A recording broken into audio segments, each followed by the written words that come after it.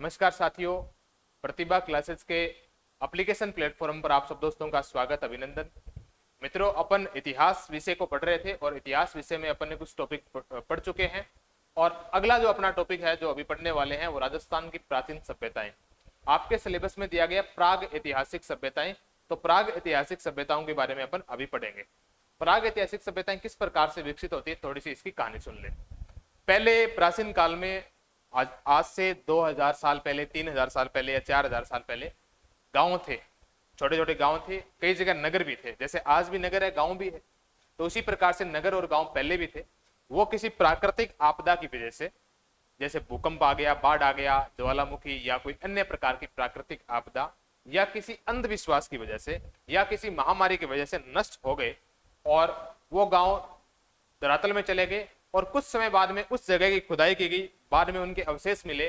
वही क्या है, राजस्थान की प्राचीन सभ्यताएं। केवल राजस्थान में नहीं, ऐसा पूरी दुनिया में हुआ, विश्व में भी सभ्यताएं हुई। जिस प्रकार से चीन की सभ्यता है, ईरान की सभ्यता है, इराक की सभ्यता है। भारत की बात करें तो सिंधु घाटी सभ्यता है, और राजस्थान की बात करें तो राजस्थान में सिंधु घाटी सभ्यता के भी अवशेष मिलते हैं, ताम्रयुगीन सभ्यताओं के अवशेष मिलते हैं, लोहा युगीन सभ्यताओं के अवशेष मिलते हैं। तो कई सभ्यताओं के अवशेष अपने राजस्थान में मिलते हैं। जहां पर लोहा काम में लिया गया जिन लोगों के द्वारा, वो लोहा युगीन सभ्यता होगी। जहां पर तांबा काम में लिया गया वो ताम्र युगीन सभ्यता होगी। जहां पर कांसा काम में लिया गया वो कांस्य युगीन सभ्यता होगी। ये धातुओं के नाम पर इन सभ्यताओं के नाम रखे गए। तो बात करते हैं अपन राजस्थान की प्राचीन सभ्यताओं की। एक सभ्यता है जिसका नाम है कालीबंगा। सारों ने इसका नाम भी सुना होगा, कालीबंगा सभ्यता। तो बात करते हैं अपन कालीबंगा सभ्यता की। कालीबंगा की पहली बात तो अपन है कहां पर, इसकी बात करते हैं। कालीबंगा की लोकेशन कहां पर है, तो कालीबंगा की बात करें ना, तो कालीबंगा राजस्थान के उत्तर में एक जिला होता है, जिस जिले का नाम है हनुमानगढ़। इस हनुमानगढ़ जिले में यहां पर है हिमाचल प्रदेश। हिमाचल प्रदेश में एक जगह है कालका, और कालका की पहाड़ियों से एक नदी निकल कर आती है, शिवालिका की पहाड़ियों से एक नदी निकल कर आती है जिसका नाम है सरस्वती नदी, जिसको अपन आजकल कहते हैं घग्गर। प्राचीन काल में क्या बोलते थे, इसको सरस्वती बोलते थे। ऋग्वेद में इस नदी का नाम दिया गया नदी तमा, यानी नदियों की माता। नदी तमा नाम, या देवी तमा भी इसको कहा गया है, देवी तमा। देवी तमा, नदी तमा, ये नाम है ना, ये कहां पर मिल रहे हैं, ये ऋग्वेद में इसके नाम मिल रहे हैं। तो ऋग्वेद में इस नदी का उल्लेख है। आपसे पूछ ले कि राजस्थान की किस नदी का उल्लेख ऋग्वेद में मिलता है, तो आपका जवाब होगा घग्गर नदी का, जिसको प्राचीन काल में सरस्वती कहा गया है। लेकिन ऋग्वेद में नाम क्या है, नदी तमा या देवी तमा। ये नदी निकल कर आई यहां से, बहती हुई अपने राजस्थान में पहुंची। राजस्थान के हनुमानगढ़ में गंगानगर होते हुए पाकिस्तान चलेगी। पाकिस्तान में एक जगह फोर्ट अब्बास, फोर्ट अब्बास तक ये नदी बहती है। पाकिस्तान में इस नदी को घग्गर नहीं कहते, तो फिर क्या कहते हैं पाकिस्तान में? पाकिस्तान में इस नदी को कहते हैं हकड़ा या हकड़ा, हकड़ा का मैदान कहते हैं इसको। और ये नदी हनुमानगढ़ में है यहाँ पर। और हनुमानगढ़ जिले में एक गांव है यहाँ पर, और उस गांव का नाम है कालीबंगा। इसी गांव में ये सभ्यता स्थित है। तो वर्तमान में ये कहां पर है, हनुमानगढ़ जिले में है। नदी की बात करें तो सरस्वती नदी या घग्गर नदी के किनारे है। लेकिन कई बार कंफ्यूजन करने के लिए एग्जामिनर क्या करता है, एग्जामिनर ऐसे पूछ लेता है कि खोज और उत्खनन के समय कालीबंगा सभ्यता कहां स्थित थी, तो उस समय ये गंगानगर में थी। ठीक है, जब इसकी खोज हुई तो खोज के समय तो ये गंगानगर में थी। लेकिन वर्तमान की बात करें ना अपन, वर्तमान की बात करें तो वर्तमान में ये कहां पर है, हनुमानगढ़ जिले में है।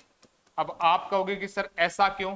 क्योंकि उस समय हनुमानगढ़ जिले के रूप में नहीं था। हनुमानगढ़ तो था लेकिन जिले के रूप में नहीं था। हनुमानगढ़ जिला बनाया गया था 12 जुलाई 1994 को। 12 जुलाई 1994 को हनुमानगढ़ जिला बनाया गया। ये राजस्थान का 31वां जिला है। ठीक है, राजस्थान का 32वां जिला करौली 1997 में बना था। राजस्थान का 33वां जिला सन 2008 में बना था, प्रतापगढ़, आपको पता ही है।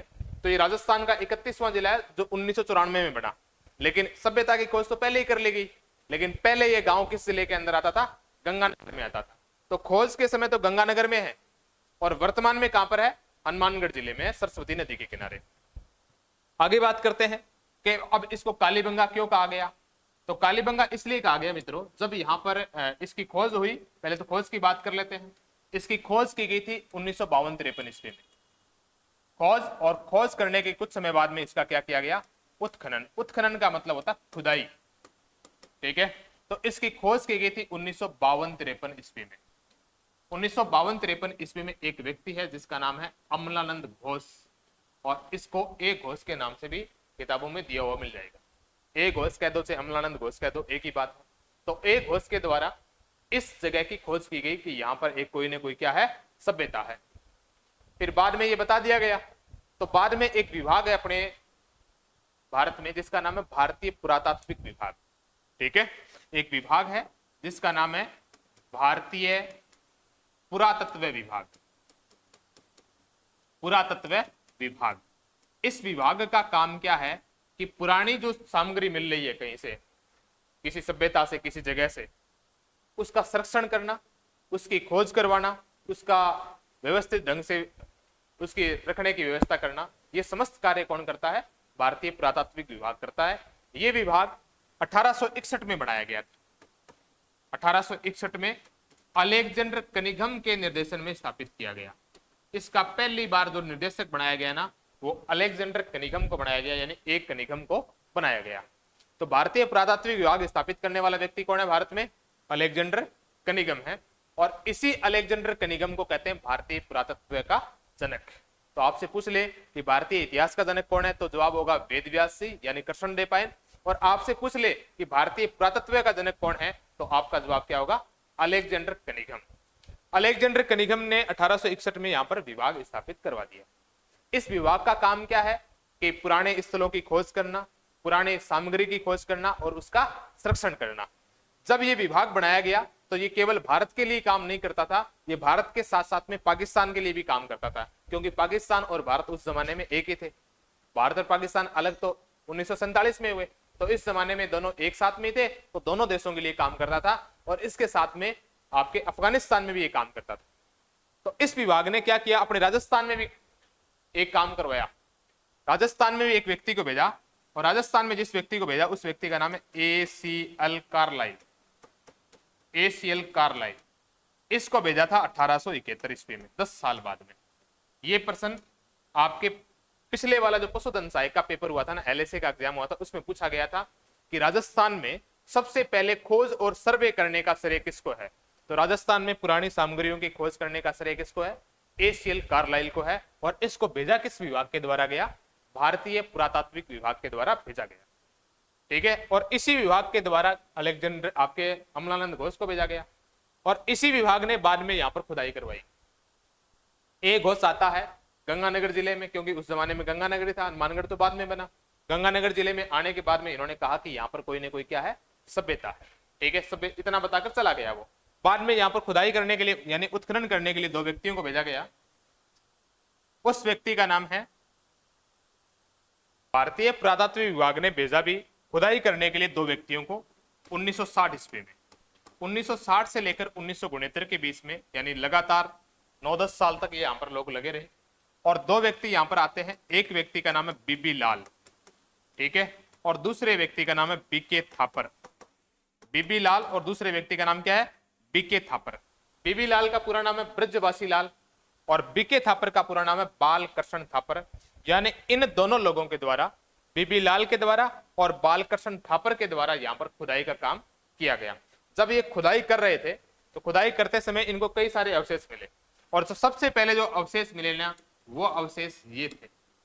जब ये खुदाई कर रहे थे बीबी लाल और बीके थापर, तो इन लोगों को खुदाई में क्या मिली, ये चूड़ियां मिली, ठीक है। ये क्या है, चूड़ी है। और चूड़ी को पंजाबी भाषा में कहते हैं बंगा। पंजाबी लोग है ना, वो चूड़ी को महिलाएं बंगड़ी कहते हैं, जो हाथों में महिलाएं पहनती है, उसको पंजाबी भाषा का शब्द है बंगा। और यहाँ पर अधिकांश लोग हनुमानगढ़ में और गंगानगर में लैंग्वेज जो प्रचलित है वो ज्यादातर पंजाबी है। अधिकांश भूभाग में यहाँ पर सिख लोग रहते हैं, तो इस वजह से वो बंगा शब्द ही या बंगड़ी शब्द काम में चूड़ियों के लिए लेते हैं। जब खुदाई कर रहे थे तो यहाँ पर चूड़ियां मिल गई। ये चूड़ियां आप देख पा रहे हो, यहाँ पर भी चूड़ियां हैं। ये बाकी वो आभूषण है जो महिलाएं उस जमाने में पहना करती थी। तो प्राचीन काल में इस प्रकार के आभूषण है वो महिलाएं गले में, हाथों में, कानों में पहना करती थी। ये चूड़ियां खूब सारी मिली यहाँ से खुदाई में, और ये चूड़ियां बनी हुई थी मिट्टी से। ये चूड़ी किससे बनी हुई है, ये चूड़ी मिट्टी से बनी हुई है। पहले तो मिट्टी को गिला किया, और गिला करने के बाद में उससे चूड़ी बना ली। चूड़ी बनाने के बाद में इसको सुखा दिया धूप में, और धूप में सूखने के बाद में इसको आग में पका लिया। जब इसको आग में पकाया गया ना, तो इस चूड़ी का रंग कैसा हो गया मित्रों? काला हो गया। ठीक है, तो यहां से जब खुदाई की गई तो अधिकांश चूड़ियां जो मिलती है वो चूड़ियां किस प्रकार की मिलती है? काले रंग की मिलती है। अधिकांश चूड़ियां किस रंग की थी? काले रंग की चूड़ियां थी। और काले रंग की चूड़ियां मिलने की वजह से, और चूड़ी को आपको पता है क्या कहते हैं? बंगा कहते हैं, बंगड़ी कहते हैं। तो इस वजह से इस जगह का नाम क्या रख दिया गया मित्रों? कालीबंगा। यानी इस कालीबंगा शब्द का मतलब क्या होता है? कालीबंगा शब्द का मतलब होता है काले रंग की चूड़ियां।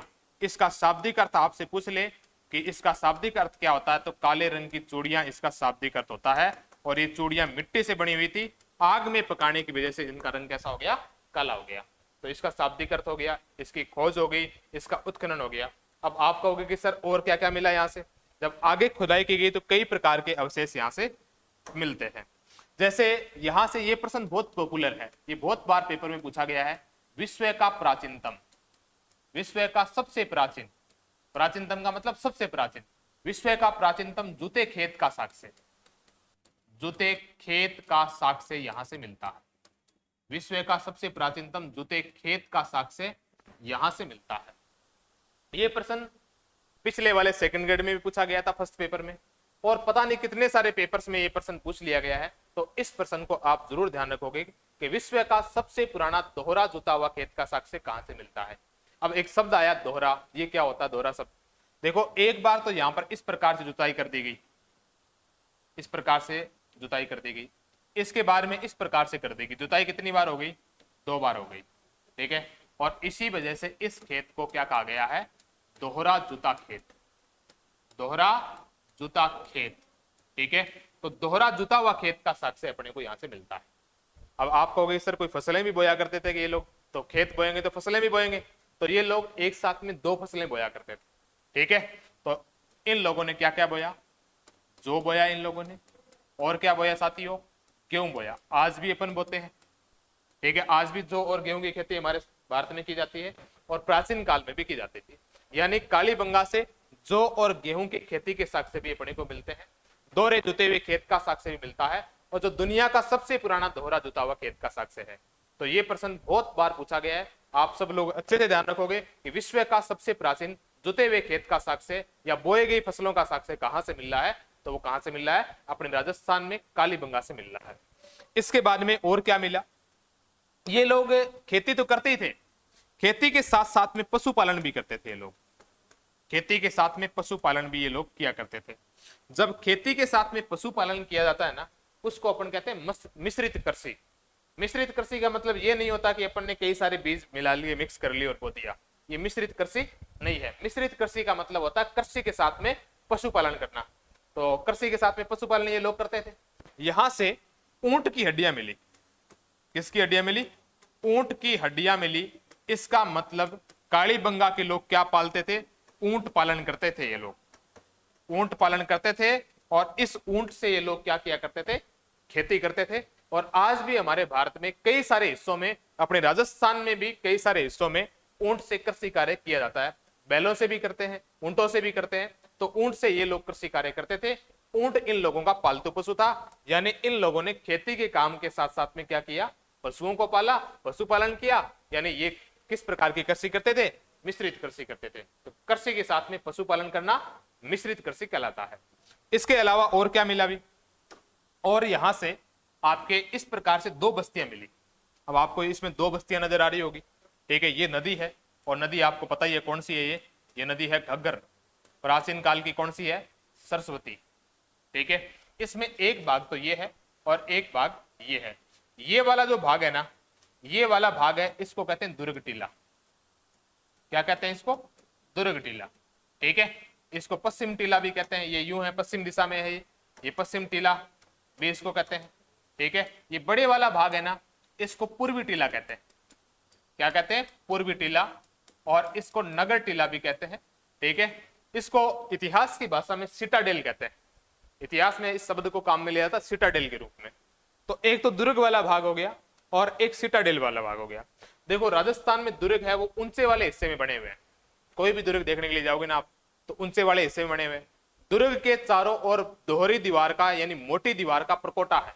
या तो दो दीवारें मिलेगी या फिर एक मोटी दीवार मिलेगी, उसका लंबा चौड़ा प्रकोटा होगा। बड़ी दीवार जैसे कुंभलगढ़ दुर्ग के किले की जो दीवार है वो राजस्थान में नहीं पूरे भारत में सबसे बड़ी दीवार है। चीन की दीवार के बाद में कुंभलगढ़ दुर्ग के किले की बारी आती है, उसकी दीवार की बारी आती है। तो इसके दो भाग है, एक भाग तो ये है, इसको दुर्ग वाला भाग कहते हैं, और ये भाग कहते हैं पूर्वी भाग, जिसको नगर टीला कहते हैं। सिंधु सभ्यता में प्रत्येक नगर के दो भाग थे, एक तो दुर्ग टीला और एक नगर टीला। सिंधु सभ्यता के जितने भी स्थल है ना, चाहे धोलावीरा हो, चाहे राखी गढ़ी हो, चाहे हड़प्पा हो, चाहे मोनजोदड़ो हो, और कालीबंगा भी किसका भाग है? सिंधु सभ्यता का भाग है। तो इसके भी कितने भाग थे? दो भाग थे, एक नगर टीला और एक दुर्ग टीला। सभी में ये विशेषता मिलती है, लेकिन एक विशेषता यहां पर अलग है। एक विशेषता ये है कि इसके तो चारों तरफ दीवार निकाली गई है सुरक्षा के लिए, कि चोर डाकू लुटेरा न घुस जाए, कोई प्राकृतिक आपदा आए, मान लो कि नदी में बाढ़ आ गई तो बाढ़ का पानी है वो दीवार रोक ले, अंदर ना आए। तो इस वजह से इन लोगों ने इस भाग के चारों तरफ क्या निकाल ली? दीवार निकाल ली। लेकिन इस जगह पर यानी कालीबंगा में इस भाग में भी दीवारें मिली है। किस भाग में? नगर वाले भाग में। बाकी किसी भी जगह से इस प्रकार का साक्ष्य अपने को नहीं मिलता। मतलब कालीबंगा सभ्यता में नगर टीला और आपके दुर्ग टीला, नगर टीला और दुर्ग टीला दोनों की तरफ क्या निकाली गई? सुरक्षात्मक दीवार निकाली गई, यानी क्या बनाया गया? परकोटा बनाया गया। ये एक ऐसा स्थल है जहां पे दोनों भागों में परकोटा बनाया गया है, ये आप ध्यान रखना। बाकी किसी भी स्थल में नहीं है। ये भारत का तीसरा बड़ा स्थल है, ये भारत का तीसरा बड़ा स्थल है। ठीक है, अब आप कहोगे सर पहला बड़ा कौन सा है? तो पहला बड़ा कौन सा है, दूसरा कौन सा है, तीसरा कौन सा? तीसरा तो हो गया कालीबंगा, तीसरा तो कौन सा है? कालीबंगा। और सबसे बड़ा भारत का सिंधु सभ्यता का स्थल कौन सा है? राखी गढ़ी। राखी गढ़ी, राखी गढ़ी हरियाणा में। राखी गढ़ी कहां पर है? हरियाणा में। जींद एक जिला हरियाणा में, वहां पे पड़ता राखी गढ़ी। अब आप कहोगे सर दूसरा कौन सा है? तो दूसरा है धोलावीरा। अब आप कहोगे सर धोलावीरा कहां पर है? धोलावीरा पड़ता है गुजरात में। गुजरात में एक जगह कच्छ, ठीक है, ये कहां पर है? जींद में। और ये कहां पर है? राजस्थान के हनुमानगढ़ में। तो ये संपूर्ण भारत का सिंधु सभ्यता का तीसरा बड़ा स्थल भी होता है। ठीक है, भारत की बात करें तो ये तीसरा बड़ा स्थल है कालीबंगा। तो ये विशेषता भी आप ध्यान रखोगे। अब आप कहोगे सर और क्या मिला यहां से? तो और भी यहां से कई सारे साक्ष्य मिलते हैं। जिस प्रकार से एक साक्ष्य ये देख रहे हो आप, फोटो में आपको बताने पे समझ में आएगा। आपको नजर आ रहा है कि ये नाली है, बिल्कुल नालियां यहां से मिली है, नाली यहां से मिली है, और ये नाली ईंटों से बनी हुई नजर आ रही है आपको। ईंटों की नालियों के साथ साथ में यहां से लकड़ी की नालियां भी मिली है, वो भी आपको दिखाई जाएगी। इधर एक कुआं है, और इस कुएं का जो पानी भरने के लिए लोग आते हैं, जो पानी नीचे गिर जाता है, और पानी को बाहर निकालने के लिए नाली बनाई गई। कुएं के पास में 7 अग्निकुंड मिले हैं। ठीक है, कुएं के पास में 7, एक तो ये रहा, एक ये रहा, एक ये रहा, एक ये रहा, 4, एक 5, एक 6, और एक इस साइड में और है। कुल कितने अग्निकुंड है? 7 अग्निकुंड। अग्निकुंड नाम नहीं पहचान पाओ तो अग्निकुंड को अपन कहते हैं यज्ञ वेदिका। क्या कहते हैं? यज्ञ वेदिका, यानी वह वेदिका जहां पर क्या किया जाता हो? यज्ञ किया जाता हो या हवन किया जाता हो। इसको हवन कुंड कह दो, यज्ञ वेदिका कह दो, चाहे अग्निकुंड कह दो, एक ही बात है। तो कुएं के पास में कुल 7 अग्निकुंड मिले। ठीक है, यानी ये लोग अपने भगवान को खुश करने के लिए क्या करते थे? यज्ञ करते थे, और आज भी हमारे समाज में यज्ञ किया जाता है। इसके अलावा तीसरा जो अग्निकुंड है ना, 3 नंबर का अग्निकुंड, इस तीसरे अग्निकुंड में हिरण की हड्डी मिली। किसकी हड्डी मिली? हिरण की हड्डी मिली। इसका मतलब जब यज्ञ किया गया था ना, तो यज्ञ के साथ में भगवान को क्या अर्पित कर दिया गया? हिरण अर्पित कर दिया गया। मतलब ये लोग जब यज्ञ करते थे ना, उस समय क्या करते थे? पशु बलि दिया करते थे। क्या भारतीय समाज में आज भी पशु बलि प्रचलित है? बिल्कुल, पशु बलि प्रचलित है। कई स्थान इस पशु बलि के लिए जाने जाते हैं। जिस प्रकार से अनेक सारी देवियां जिनके मांस का भोग लगता है। जयपुर में एक देवी है सिल्ला देवी, सिल्ला देवी के नर मांस का भोग लगाया जाता था। जयपुर में आमेर का किला है, उस किले में एक देवी है सिल्ला देवी, उसके पहले आदमी का मांस का भोग लगता था। अब डेली आदमी कहां से पकड़ के ले गए? आदमी डेली नहीं काटा जा सकता, तो इसके बाद में वहां पर बंद कर दिया गया। ठीक है, बाद में वहां पर किसी जानवर का कोई अंग काट कर चढ़ाने लगे, उस बलि को कहा गया छाग बलि। ठीक है, अब बिल्ली का कान काट के चढ़ा दिया या कोई और जानवर का कान चढ़ा और कोई अंग चढ़ा दिया, उस बलि को क्या कहा गया? छाग बलि कहा गया। तो छाग बलि देने लगे। पहले तो देवी क्या करती थी? नर मांस का भोग लगाया करती थी और बाद में उसको छाग बलि देने लगे। और भी बहुत सारी देवियां हैं, नवरात्रों में भी बलि दी जाती है, मुसलमानों के भी कई सारे त्योहार आते हैं उसमें भी बलि दी जाती है। टोंक में एक महल है, मुबारक महल, जो ऊंट की बलि के लिए जाना जाता है, लेकिन ऊंट को राजकीय पशु बनाने के बाद में वहां पर उस बलि को प्रतिबंधित कर दिया। तो आज भी हमारे समाज में पशु बलि है और पहले भी थी। कालीबंगा में ऐसा साक्ष्य भी मिल रहा है। ठीक है, एक हिरण की हड्डी मिली है, इसका मतलब जब यज्ञ किया गया था ना, तो हिरण को साथ में बलि दे दी गई, हिरण की भी। तो बलि यहां पर प्रचलित थी, कुएं प्रचलित थे, अग्निकुंड प्रचलित था। अग्निकुंड आज भी होता है हमारे समाज में। ये आपको एक नजर आ रहा होगा, एक भट्टी टाइप सा नजर आ रहा है। ठीक है, टूट चुका है। यहां पर भी एक नजर आ रहा होगा, ये है तोरण, सॉरी तोरण नहीं, तंदूर है ये है तंदूर। अब तंदूर आपको पता है क्या काम आता है? रोटी पकाने के लिए काम आता है।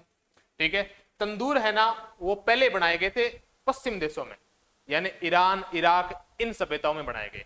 मेसोपोटामिया की सभ्यता है, पर्सिया की सभ्यता है, इन सभ्यताओं में शुरू में तंदूर बनाए गए। वहां के लोग है ना, यहां पर व्यापार करने के लिए आते थे कालीबंगा में, और कालीबंगा के लोग है वो वहां पर व्यापार करने के लिए जाते थे।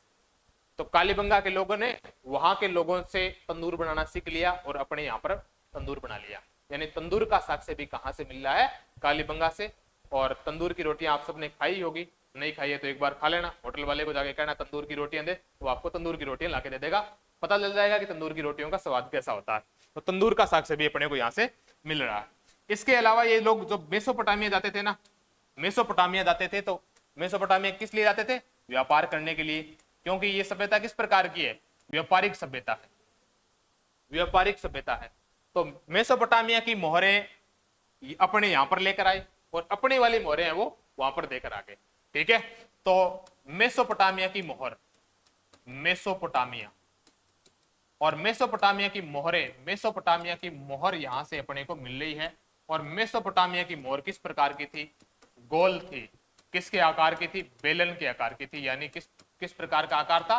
बेलनाकार, इस प्रकार की थी। ये बेलन नजर आ रहा होगा आपको। ठीक है, और इस पर बैल का चित्र बना हुआ, वृषभ, बड़े बड़े सिंह, नागौर में जो बैल होता है ना, इस प्रकार के सिंगों वाला बैल है, उसका चित्र बना हुआ है। मतलब वहां के लोग भी किसको जानते थे? बैल को जानते थे। ठीक है, इस प्रकार की गोल बेलनाकार मोहर अपने को मिल रही है कालीबंगा से, लेकिन वो अपने भारत की मोहर नहीं है। तो कहां की मोहर है? मेसोपोटामिया की मोहर है। अब मेसोपोटामिया की मोहर यहां पर क्यों आई? क्योंकि वहां के लोग यहां पर व्यापार करने के लिए आए, अपनी मोहर दे गए, अपने वाले वहां पर गए तो अपनी वाले मोहर वहां पर देकर आ गए। ठीक है, तो मेसोपोटामिया की गोल बेलनाकार मोहरें भी कालीबंगा से मिलती है। इसके अलावा आपके यहां से एक खोपड़ी मिली इस प्रकार की। ठीक है, इस प्रकार की एक खोपड़ी मिली है, ये एक बालक की खोपड़ी। किसकी खोपड़ी है? बालक की खोपड़ी है। और इसमें छेद कितने किए गए हैं? 6 छेद किए गए। ठीक है, 6 छेद किए गए। छेद देख सकते हैं आप, ये पूरा ऊपर वाला हिस्सा, एक ये रहा, एक ये रहा, 2, ये 3, ये 4, ये 5 और ये 6। टोटल छेद कितने हैं? 6।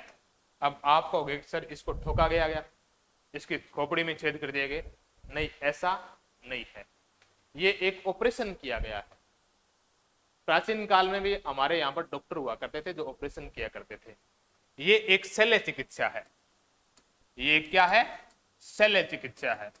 यानी बालक की खोपड़ी में जो छेद किया गया है वो क्या है? एक शल्य चिकित्सा है। और कालीबंगा के लोग शल्य चिकित्सा जानते थे।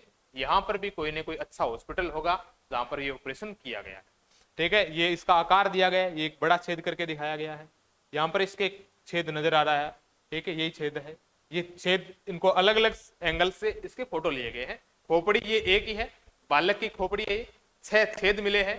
ठीक है, जो किसका प्रमाण है? शल्य चिकित्सा का प्रमाण है। एक रोग होता है, आजकल भी होता है, वो जिसका नाम है हाइड्रोसिप्लिस रोग। हाइड्रोसिप्लिस रोग में क्या होता है? खोपड़ी में पानी बनना शुरू हो जाता है, कपाल में ऊपर वाले हिस्से में पानी बनना शुरू हो जाता है। उस पानी को बाहर निकालने के लिए इस प्रकार की शल्य चिकित्सा की जाती थी। इस चिकित्सा को कहा जाता था जल शीर्ष। इस प्रकार की चिकित्सा को क्या बोलते थे? जल शीर्ष बोलते थे। जल शीर्ष मतलब सिर से जल बाहर निकालना, इसको कहते थे जल कपाली। क्या कहते थे? जल कपाली। कपाल का मतलब खोपड़ी, कपाल से जल बाहर निकालना, ठीक है। और मस्तिष्क शोधन भी इसको कहते थे, यानी मस्तिष्क पर क्या करना, शोध करना। आजकल भी होता है, लेकिन आजकल ऐसे नहीं होता, छेद ऐसे नहीं करते। आजकल तरीका अलग है, क्योंकि विज्ञान है वो चेंज हो गई, दिनों दिन चेंज होती आ रही है, अलग अलग तरीका अपनाया जा रहा है, ठीक है। आजकल इस विधि को कहते हैं ट्रेपिनेशन।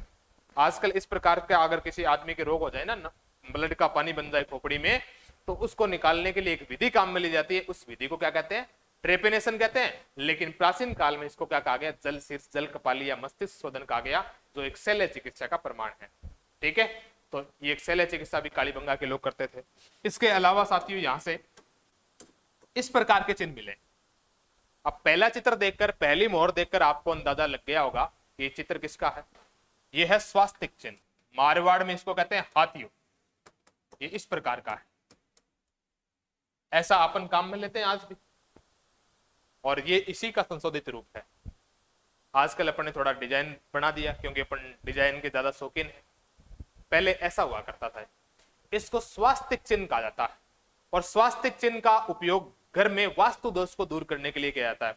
आपने नोट किया होगा, जब नया घर बनाते हैं ना अपन, जब नया घर बनाते हैं तो उसकी दीवारों पर, उसकी छत पर इस प्रकार का चिन्ह बनाया जाता है कि हमारे घर में किसी प्रकार की कोई कमी नहीं रहे, हमारे घर में किसी प्रकार का वास्तु दोष नहीं रहे। तो घर के वास्तु दोष को दूर करने के लिए स्वास्तिक चिन्ह काम में लिया जाता है। और कालीबंगा के लोग भी किस चिन्ह को काम में लेते थे, स्वास्तिक चिन्ह को काम में लेते थे। यानी ये लोग भी किस प्रवृत्ति के थे, धार्मिक प्रवृत्ति के थे। अग्निकुंड ये करते थे, मतलब हवन करते थे, पशु बलि देते थे, स्वास्तिक चिन्ह का प्रयोग ये करते थे। देवी देवताओं की पूजा भी ये लोग करते थे। अब मैंने एक बात बताई थी नालियों की, नालियां यहां से कई सारी मिली है, ईंटों की नालियां मिली है। और दूसरा चित्र देख पा रहे हो ना, ये नाली है, और ये नाली किसकी है, लकड़ी की नाली है। तो आपसे पूछ ले कि लकड़ी की नाली का साक्ष्य कहां से मिला है, तो लकड़ी की नाली का साक्ष्य मिलता है कालीबंगा से। जो आप देख पा रहे हैं वो लकड़ी की नालियां हैं। ये इसके अलावा ये भी लकड़ी की नाली है, छोटा सा हिस्सा इसका खराब हो चुकी है, देखो खराब हो चुकी है ऊपर से। इसके अलावा ये देखो कुछ मोहरें भी यहां से मिल रही है, जिसपे अलग अलग प्रकार के डिजाइन बनाए गए, ठीक है। ये दो डिजाइन देख पा रहे हो ना, ये आपको ऐसे लग रहा है जैसे कोई टाइल होगी जो फर्श में अपन काम में लेते हैं, और इस पर डिजाइन बनाया गया, लाइनें लाइनें खींची गई। ऐसी कई सारी ईंटें भी यहां से मिली है, मतलब अलंकृत ईंटें, सजावटी ईंटें या डिजाइनदार ईंटें अपन कह सकते हैं, ठीक है। पूरा आंगन बना दिया, आज भी अपन ऐसा करते हैं, पूरा आंगन बना दिया, बीच में एक डिजाइनदार टाइल लगा दी। तो कालीबंगा के लोग भी ऐसा करते थे, पूरा आंगन बना दिया ईंटों से और बीच में एक डिजाइन वाली ईंट लगा दी, ताकि आंगन है वो सुंदर लगे। तो सुंदर आंगन कह सकते हैं अपन, अलंकृत आंगन कहते हैं, कह सकते हैं, या डिजाइनदार आंगन कह सकते हैं। ये कहां से मिला है, कालीबंगा से मिला।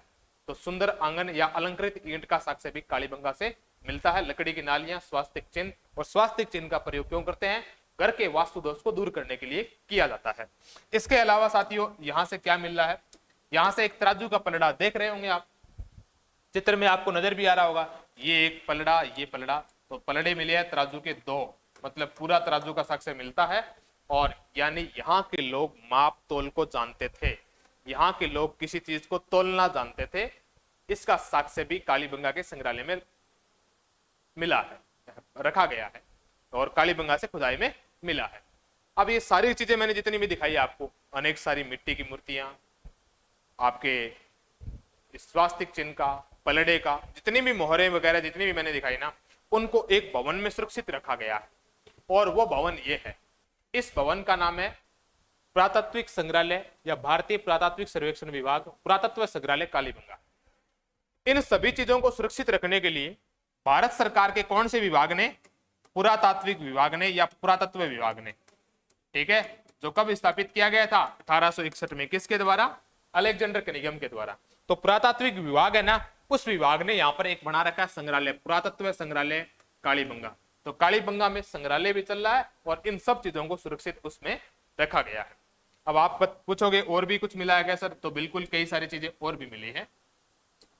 यहां से अनेक सारी कब्रें मिली है, देख पा रहे होंगे आप चित्र में, एक कब्र है और कब्र में एक लंबा सा मुर्दा सोया हुआ है, ठीक है। यानी उस जमाने में इन लोगों की हाइट है वो ज्यादा हुआ करती थी, ठीक है, हाइट इन लोगों की ज्यादा हुआ करती थी, अपनी हाइट है वो धीरे धीरे कम हो रही है।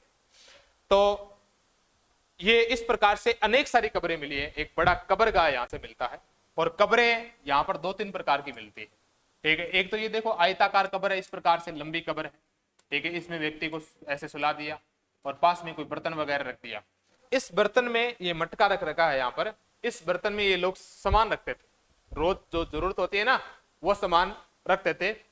इन लोगों का मानना था कि कब्र में जाने के बाद में आदमी ये जीवित हो जाएगा वापस से, उसको आटा चाहिएगा, खाने के लिए पान मसाला चाहिएगा जैसा आप लोग खाते हो, ठीक है, पीने के लिए पानी चाहिएगा, तो ये सारी की सारी चीजें इसके अंदर डाल देते थे।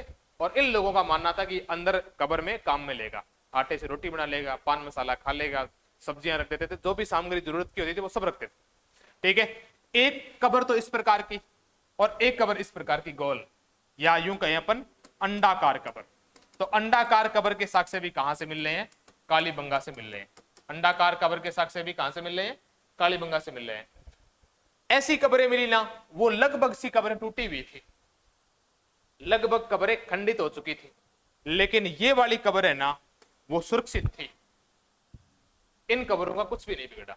इस कारण इतिहासकारों ने इन कब्रों को एक नाम दे दिया, और अंडाकार कब्रों को इतिहासकारों ने क्या नाम दिया? चिरायु कब्र। कौन सी कब्र है? चिरायु कब्र। चिरायु का मतलब होता है लंबी उम्र वाली कब्र। आप किसी व्यक्ति से आशीर्वाद लेते हैं, किसी साधु संत से आशीर्वाद लेते हैं, तो वो क्या कहता है? चिरायु भव, मतलब लंबी उम्र तक जियो। ठीक है, अब जीने के साथ साथ में कुछ करो, ये भी साथ में कहता है वो। ठीक है, अपन लेकिन करते नहीं, वो बात अलग है। चिरायु कब्र, ठीक है, चिरायु कब्र का मतलब लंबी उम्र वाली कब्र। तो लंबी उम्र वाली कब्र या चिरायु कब्र किन कब्रों को कहते हैं? आयताकार कब्रों को या अंडाकार कब्रों को? तो आपका जवाब क्या होगा? अंडाकार कब्र या गोल कब्र। तो इस प्रकार की अनेक सारी कब्रें यहां से मिलती है, यानी यहाँ के लोग आपके अंतिम संस्कार के रूप में क्या करते थे? दफनाते थे। इसके अलावा भी अंतिम संस्कार ये करते थे। यहां पर 3 प्रकार का अंतिम संस्कार प्रचलित था। कितने प्रकार का अंतिम संस्कार होता था? 3 प्रकार का। 3 प्रकार के स्वाधान। 3 स्वाधान, स्वाधान का मतलब अंतिम संस्कार। ठीक है, 3 स्वाधान। एक तो था पूर्ण स्वाधान, पूर्ण स्वाधान, एक तो ये हो गया। दूसरा था आपके आंशिक स्वाधान, आंशिक स्वाधान। ठीक है, आंशिक है। और तीसरा है आपके दाह संस्कार, दाह संस्कार या कलश स्वाधान अपन कह सकते हैं। ठीक है, ये लोग 3 प्रकार के स्वाधान करते थे, पूर्ण स्वाधान, आंशिक स्वाधान और दाह संस्कार। पूर्ण स्वाधान का मतलब ये होता है कि जिस दिन व्यक्ति मरा ना, उस दिन उसको उठाया, ठीक है, राम नाम सत करते हुए ले गए, और ये भी कहा कि बहुत बढ़िया आदमी था और चला गया, क्योंकि जाने के बाद में ऐसा ही कहा जाता है। फिर ले गए शमशान घाट में और दफना दिया, इसे कहा गया पूर्ण स्वाधान। दूसरा है आंशिक स्वाधान। आंशिक स्वाधान में क्या था कि जिस दिन व्यक्ति मरा, पास के किसी जंगल में उसको फेंक दिया, पशु पक्षियों ने 2 दिन में खा लिया, और खाने के बाद में उसका जो कंकाल बचा ना, उसको उठाया और दफना दिया। डेड बॉडी पूरी दफनाई है, आधी आधी दूरी दफनाई। इस कारण इस स्वाधान को क्या कहा गया? आंशिक स्वाधान कहा गया। तीसरा स्वाधान है दाह संस्कार।